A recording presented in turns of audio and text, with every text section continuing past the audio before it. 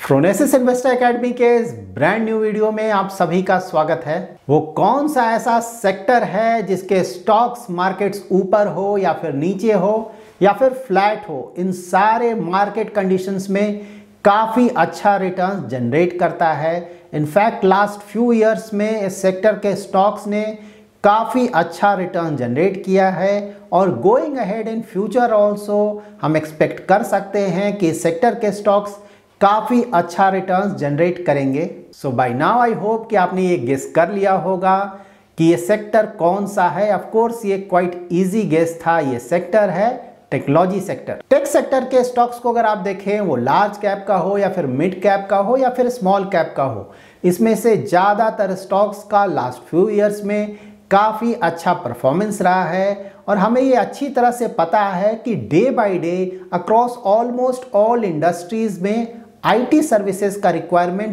बढ़ रहा है।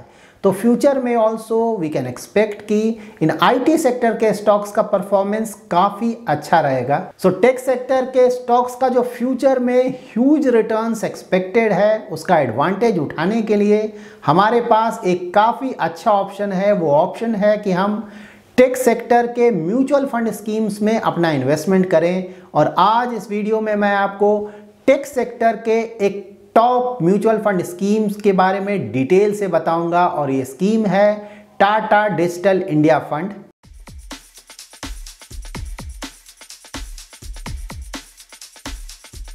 सबसे पहले हम टाटा डिजिटल इंडिया फंड के बेसिक डिटेल्स और इसके इन्वेस्टमेंट स्ट्रेटजी के बारे में जानेंगे।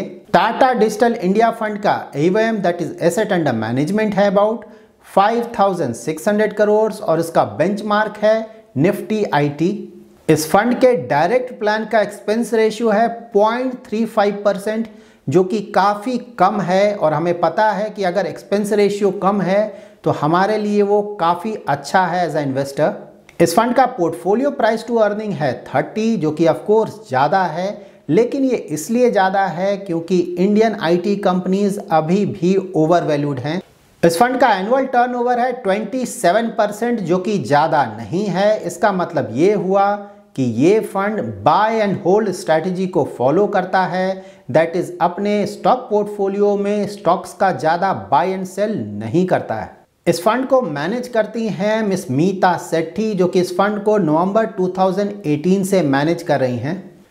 Miss Sethi bachelor in economics हैं और साथ ही ये CFA चार्टर्ड होल्डर हैं फ्रॉम CFA इंस्टीट्यूट USA। इनका इंडस्ट्री एक्सपीरियंस अबाउट 15 इयर्स का है और टाटा AMC ज्वाइन करने से पहले इन्होंने कुछ और कंपनीज में भी काम किया है, like Kotak securities, HDFC securities and Karvy stock broking.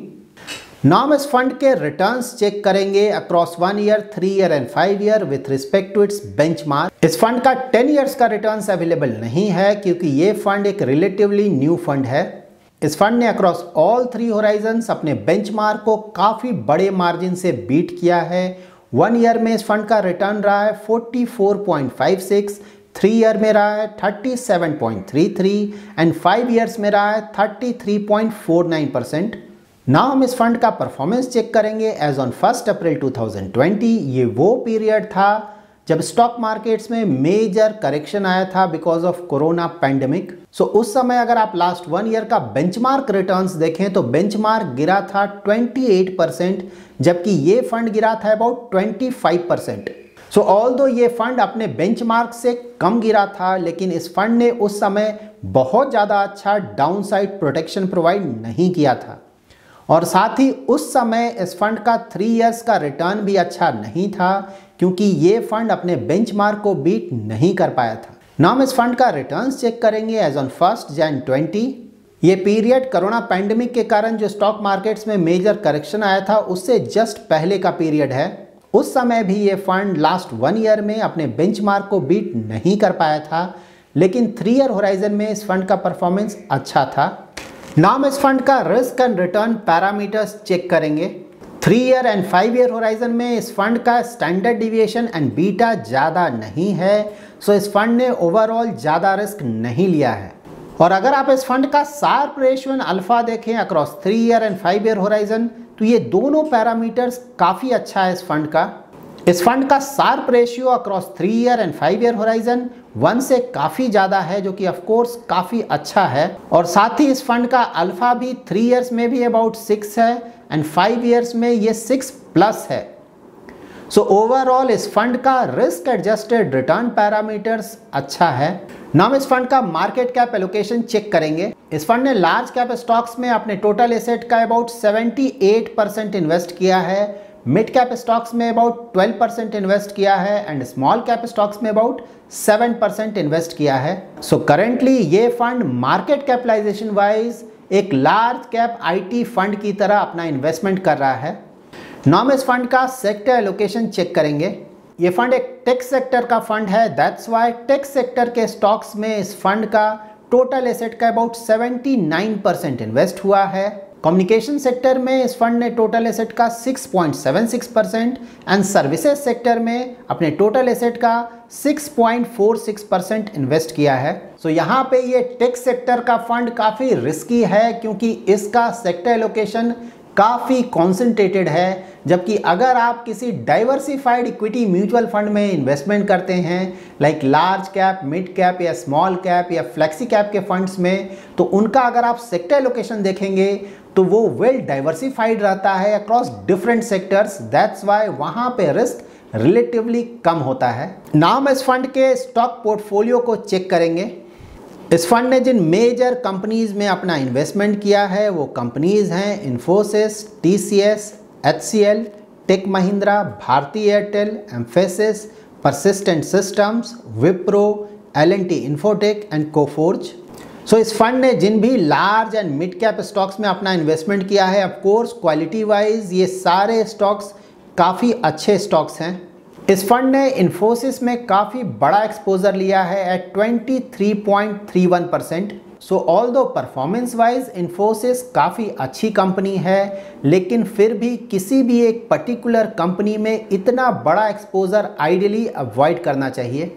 In fact हमने कुछ दिन पहले जब ICICI प्रू टेक फंड का भी रिव्यू किया था तो उस फंड ने भी इन्फोसिस में काफ़ी बड़ा एक्सपोजर लिया है। इन फ्यूचर अगर इन्फोसिस में किसी भी तरह का कोई प्रॉब्लम होता है तो उसके कारण इस फंड के रिटर्न्स भी बुरी तरह से हिट होंगे। आईटी सेक्टर के अगर आप मिड कैप स्टॉक्स को देखें तो ऑफ कोर्स परफॉर्मेंस वाइज वे अच्छे स्टॉक्स हैं, लेकिन अगर आप उनका वैल्यूएशन देखें तो वैल्यूएशन वाइज वो आईटी सेक्टर के लार्ज कैप स्टॉक से भी कहीं ज्यादा ओवर वैल्यूड हैं। सो इन फ्यूचर आप आईटी सेक्टर के मिड कैप स्टॉक्स में कुछ और करेक्शन एक्सपेक्ट कर सकते हैं। आफ्टर दिस डिटेल्ड रिव्यू हमने ये देखा है कि टाटा डिजिटल इंडिया फंड का लास्ट फ्यू ईयर्स में रिस्क एडजस्टेड रिटर्न काफी अच्छा रहा है and going ahead in future also हम आईटी सेक्टर के स्टॉक से अच्छा परफॉर्मेंस एक्सपेक्ट कर सकते हैं एंड हेंस इस फंड से भी अच्छा परफॉर्मेंस एक्सपेक्ट कर सकते हैं। जब भी आप किसी भी सेक्टर फंड में अपना इन्वेस्टमेंट प्लान कर रहे हो तो आप ये इंश्योर करें कि उस सेक्टर के बारे में आपको थोड़ा आइडिया जरूर हो और साथ ही आप एग्रेसिव इन्वेस्टर हो और आपका इन्वेस्टमेंट होराइजन भी लॉन्ग टर्म का हो। So that's it in this video. अगर आपको ये वीडियो पसंद आया है तो जरूर लाइक एंड शेयर करें और अगर अभी तक आपने हमारा YouTube चैनल सब्सक्राइब नहीं किया है तो जरूर सब्सक्राइब करें। Thanks lot for watching.